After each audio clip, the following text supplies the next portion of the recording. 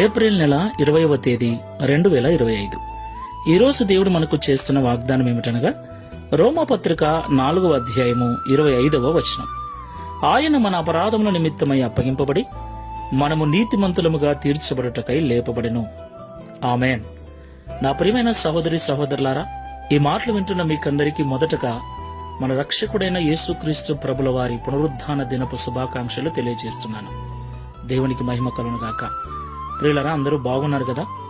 మీరందరూ బాగుండాలని ప్రభు సన్నిధిలో ప్రతిదినం ప్రార్థిస్తూ ఉన్నాను.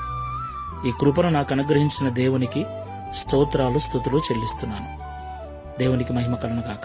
ప్రియులారా, ఈరోజు యేసుక్రీస్తు ప్రభుల వారు పునరుద్ధానము చెందిన దినం. పునరుద్ధానం అనగా తిరిగి లేపబడటం, తిరిగి బ్రతకటం.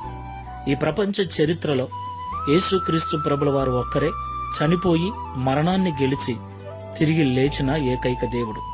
దేవునికి